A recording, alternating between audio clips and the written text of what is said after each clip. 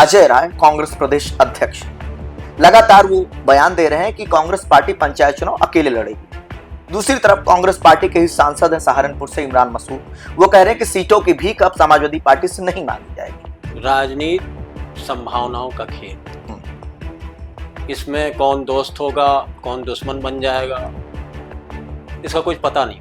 इमरान मसूद जी ये बयान देते हैं कि सपा से हम भीख नहीं मांगे।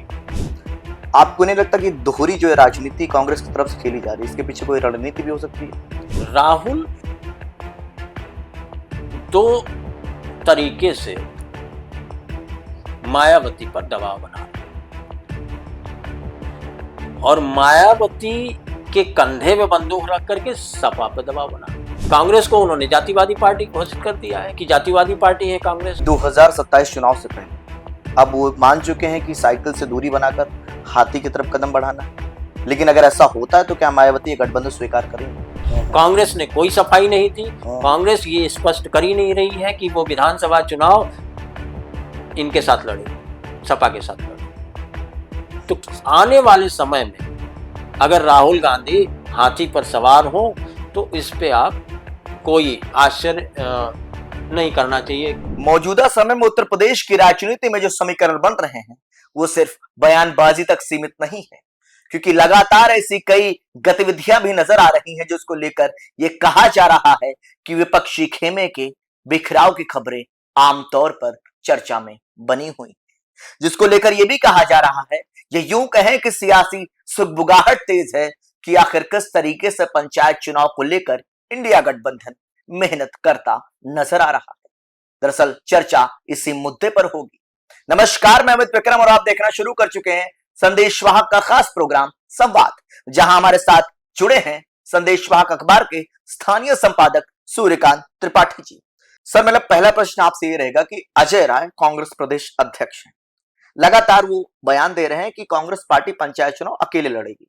दूसरी तरफ कांग्रेस पार्टी के ही सांसद हैं सहारनपुर से इमरान मसूद, वो कह रहे हैं कि सीटों की भीख अब समाजवादी पार्टी से नहीं मांगी जाएगी।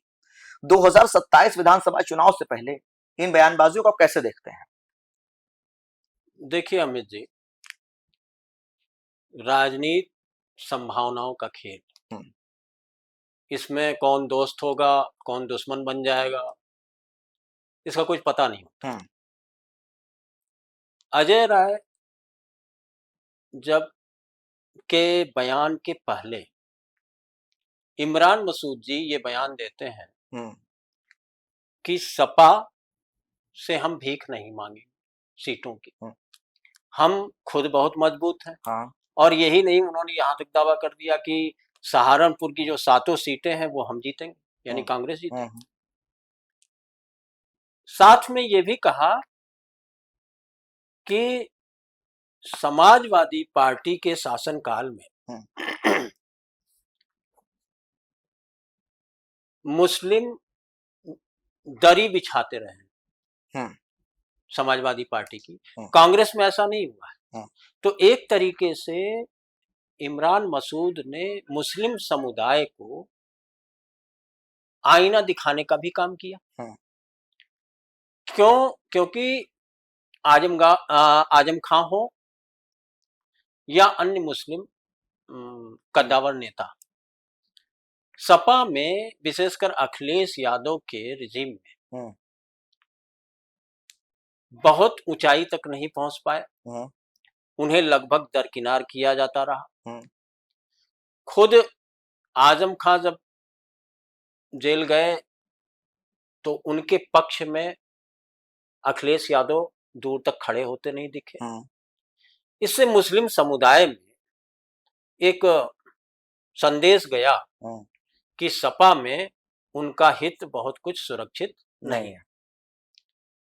इमरान मसूद इसी संदेश को मुस्लिमों तक और ज्यादा सर्कुलेट करना चाहते हैं। तो एक तो ये बयान, दूसरा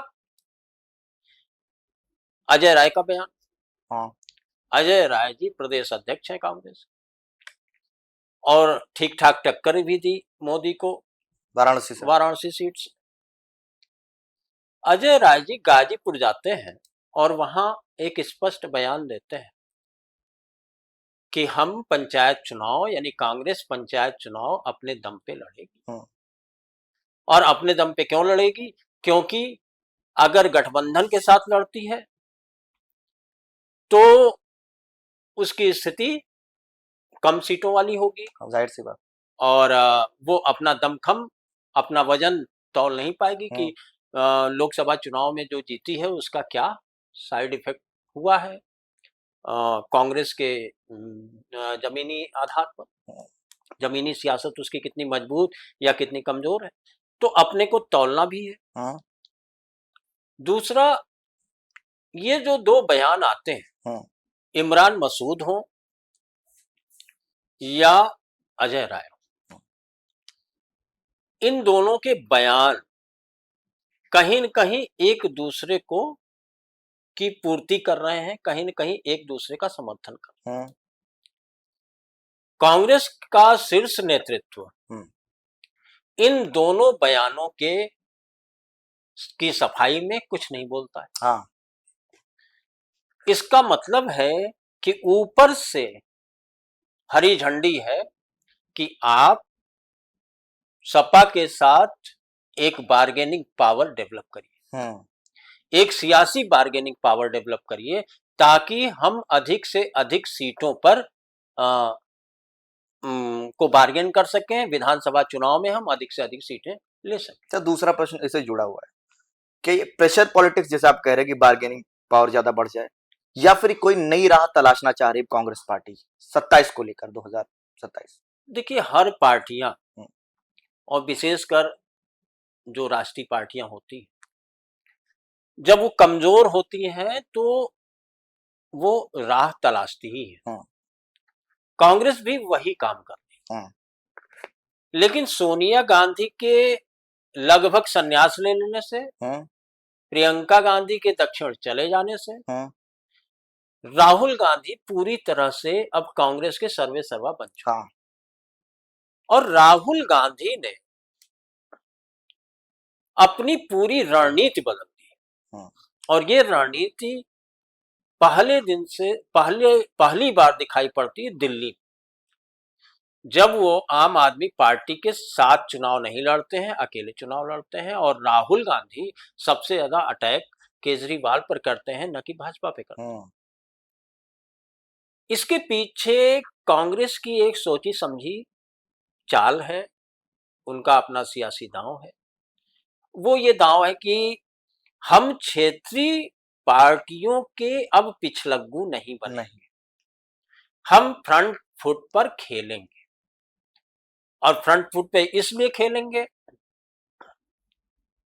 कि हमें अधिक से अधिक सीटें मिले। एक जो लोगों के दिमाग में चला गया है कि नहीं, जहां कांग्रेस तो अपने बूते कुछ कर ही नहीं पा रही है, जहां है वो छत्तीस दल के भरोसे है, जीवित है, पैरासाइट्स है। कई बार मोदी ने इस बात को कहा भी कि कांग्रेस पैरासाइट्स है, और जिसपे वो सहयोग करती है या जिसके साथ गठबंधन करती है उसको खा जाती है। ये एक अलग मामला है।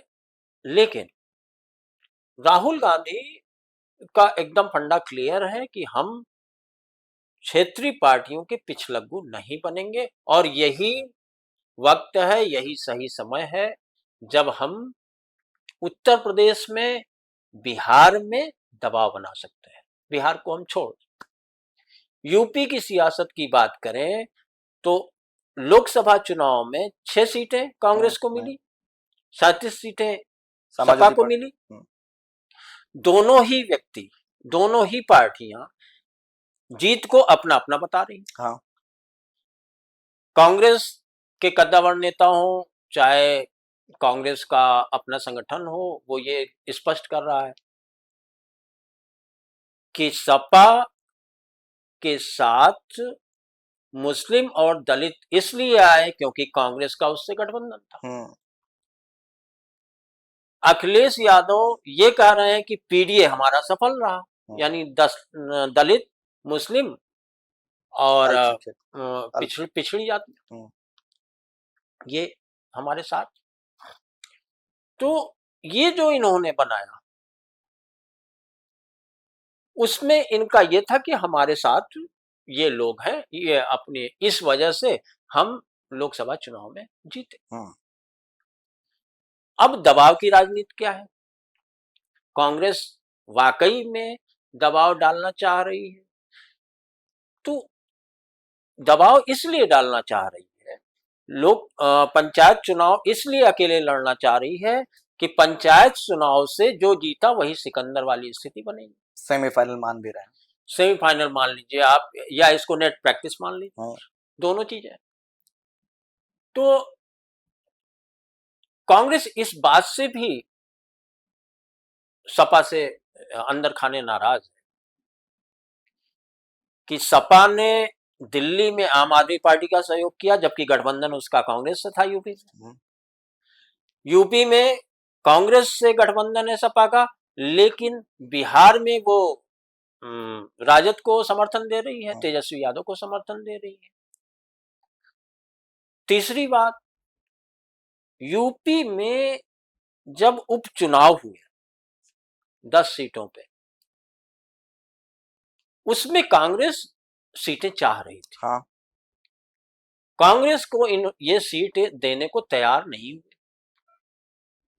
तो कांग्रेस ने एक दांव चला कि क्यों ना लोकसभा चुनाव में जो सफलता मिली है सपा को, उसका लिटमस टेस्ट कर लिया जाए। और उन्होंने कहा कि हम चुनाव नहीं लड़ेंगे, हम सपा को समर्थन देंगे। सपा को समर्थन देने के पीछे कांग्रेस की एकदम स्पष्ट चाल थी कि अच्छा देख लें कि सपा कितनी सीटें जीतती। और सपा बुरी तरह हारी। लोकसभा चुनाव में सपा को जो सफलता मिली थी वो उत्तर प्रदेश के उपचुनाव में आते आते हवा में उड़ गए। अब कांग्रेस ने यहीं से पॉलिटिक्स समझनी शुरू कर दी। दिल्ली में सपा का सहयोग रहा, लेकिन दिल्ली में बुरी तरह हारी आम आदमी पार्टी। यूपी में अकेले चुनाव लड़े, सपा हार गई।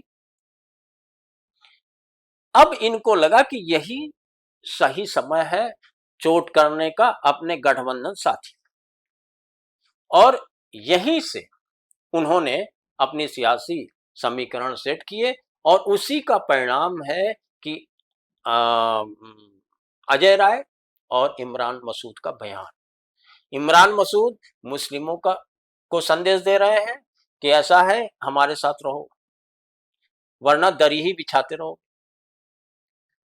अजय राय पूर्वांचल को संदेश दे रहे हैं कि दलित, पिछड़ी जातियां हमारे साथ हैं, दलित हमारे साथ हैं और मुस्लिम भी हमारे साथ हैं। तो सपा को ये एक तरीके से चेतावनी दी जा रही कि अगर हमको सीटें नहीं मिली पर्याप्त संख्या में तो हम वो नहीं करेंगे। सपा भी इस बात को समझ रही। दरअसल कांग्रेस और सपा दोनों गठबंधन तो जरूर कर रखे हैं, दोनों गठबंधन साथी तो जरूर हैं यूपी में, लेकिन दोनों एक दूसरे से डरे हुए हैं।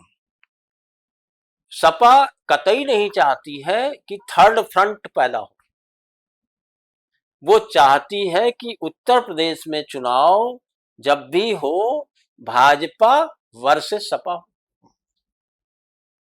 तो ये सियासी समीकरणों की ओर इशारा कर रहे हैं। वो नहीं चाहती है कि कांग्रेस मजबूती से चुनाव लड़े, यहां पर बसपा मजबूती से चुनाव लड़े, भाजपा भी यही चाहती है। ऐसा नहीं कि भाजपा चाह रही है कि नहीं कांग्रेस आ जाए, बसपा आ जाए चुनाव लड़ने के लिए, एक तीसरी पार्टी खड़ी हो जाए बराबर से, लेकिन कांग्रेस इस बार इसको मानने को तैयार नहीं है, फ्रंट फुट पे खेलने जा रही है। और पंचायत चुनाव में अगर ये सफल होते हैं तो आने वाले दिनों में पूरा सियासी समीकरण बदल जाएगा। अगर सपा रिजिड रही तो, अगर सीटों का सेटिस्फेक्शन तरीके से विभाजन नहीं किया तो ये होना तय है। सर, राहुल गांधी का एक बयान हालिया मायावती को लेकर उन्होंने दिया, गठबंधन का न्योता दिया, फिर कुछ दिन बाद उनकी सियासत पर सवाल भी खड़े किए। आपको नहीं लगता कि दोहरी जो है राजनीति कांग्रेस की तरफ से खेली जा रही है, इसके पीछे कोई रणनीति भी हो सकती है? अमित जी, आप एकदम सही फरमा रहे हैं। राहुल दो तरीके से मायावती पर दबाव बना रहे हैं, और मायावती के कंधे में बंदूक रख करके सपा पर दबाव बना रहे हैं। दोनों चीजें।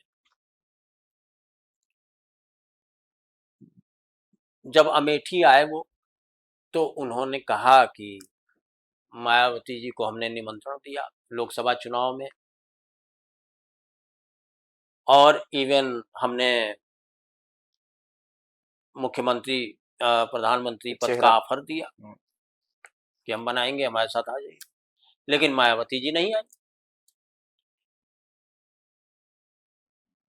एक तो ये रास्ता उन्होंने अपनाया कि मायावती जी पे को हमने ऑफर दिया लेकिन वो नहीं आई, और कायदे दूसरी चीज उन्होंने हर बार ये कहा कि मायावती कायदे से चुनाव नहीं लड़ रही। अब ये कायदे से चुनाव लड़ने का क्या तात्पर्य है, ये राहुल गांधी ज्यादा बेहतर बता सकते हैं, लेकिन जहां तक मुझे समझ में आता है वो ये है कि ये दलितों को एक संदेश देना चाह रहे हैं कि मायावती नहीं, कांग्रेस में ही आपका भविष्य है। आजाद पार्टी के चंद्रशेखर में आपका भविष्य नहीं है, कांग्रेस में ही भविष्य है, और कांग्रेस में ही भविष्य आपका रहा है। दलितों को यह संदेश देना चाहते हैं, और यही वजह है कि ये दलित समाज में इस समय सबसे ज्यादा सक्रियता अगर कोई दिखा रहा है तो दो पार्टियां दिखा रही। एक मायावती है, वो अंदर खाने संगठन को मजबूत करने पर लगी हुई है, उस पर फोकस कर रही है, और दूसरे कांग्रेस है, राहुल गांधी। कांग्रेस ने अभी जय संविधान और जय भीम अभियान चलाया। तो ये जो अभियान है, इसके पीछे उनका यही तर्क है कि मायावती ने बहुत कांशीराम जी ने तो बाबा साहब के हिसाब से काम किया, सामाजिक न्याय की बात की, उनके पद चिन्हों पर चले। उनके पद चिन्हों पे चले बाबा साहब के, और इसी क्रम में प्रशंसा भी करते हैं मायावती की कि मायावती ने उस काम को आगे बढ़ाया। लेकिन अब उस काम को वो आगे नहीं बढ़ा पा रहे। तो जब ये बात हुई कि आगे नहीं बढ़ा पाती हैं, तो निश्चित है कि हम आगे बढ़ाएंगे। हमने जाति जनगणना की बात इसीलिए, कांग्रेस ये बात बार बार कह रही है कि हमने जाति जनगणना की बात इसलिए की ताकि जिसकी जितनी हिस्सेदारी उसकी उतनी भागीदारी, ये वाली बात मेन एजेंडे में है उनके। तो इस तरीके से उन्होंने एक मायावती पे एक तरफ तो दबाव बना रहे हैं कि मायावती कहीं न कहीं से उनके साथ कंप्रोमाइज कर लें, समझौता कर लें, ताकि दलित वोट और हमारे जो वोट हैं मिल करके एक व्यवस्था अच्छी बन जाए, विधानसभा चुनाव में हम अच्छी सीटें पा सकें। दूसरी तरफ वो इस तरीके का भी दबाव बना रहे हैं कि बाई चांस अगर मायावती साथ नहीं आती तो दलितों की वकालत करने वाले के रूप में, दलितों के हितों की बात करने वाले के रूप में हम सपा से कहीं आगे दिखे। सपा भी दलितों को लुभाने की कोशिश कर रही है, तमाम अंबेडकर जयंती पे इन्होंने किया, तमाम चीजें कर रहे हैं सपा पदाधिकारी कर। तो कायदे से देखा जाए तो राहुल गांधी दो तरीके से प्रभावित करने की कोशिश कर रहे हैं। एक तरफ वो चाहते हैं कि गठबंधन हो जाए, दूसरी तरफ चाहते हैं कि अगर नहीं होता है तो कम से कम दलितों तक संदेश पहुंचे। यही उनका मेन उद्देश्य है। इसीलिए वो बार बार मायावती को कटघरे में खड़ा करते हैं। वो बार बार ये कहते हैं कि हमें जो है कायदे से चुनाव नहीं लड़ रही है। मायावती इसका उत्तर देती कि भाई हम कैसे कायदे से चुनाव, क्या है मतलब होता है। हम आप जाति कांग्रेस को उन्होंने जातिवादी पार्टी घोषित कर दिया है कि जातिवादी पार्टी है कांग्रेस, मायावती ने, और साफ ये भी कह दिया कि ये जातिवादी पार्टियां गठबंधन कर लो तो हमारा वोट तो शिफ्ट हो जाता है, इनका वोट बैंक नहीं शिफ्ट होता है, तो हम हर बार हार जाते हैं। तो ये आपस में चूहे बिल्ली का खेल चल रहा है, एक दूसरे को फांसने फंसाने का काम चल रहा है। सर क्या ये माना जाए कि कांग्रेस अध्यक्ष तो नहीं, लेकिन जिस तरीके से उनकी जो कार्यशैली है लगभग मुखिया वही है राहुल गांधी कि 2027 चुनाव से पहले अब वो मान चुके हैं कि साइकिल से दूरी बनाकर हाथी की तरफ कदम बढ़ाना है। लेकिन अगर ऐसा होता है तो क्या मायावती ये गठबंधन स्वीकार करेंगे? देखिए अमित जी,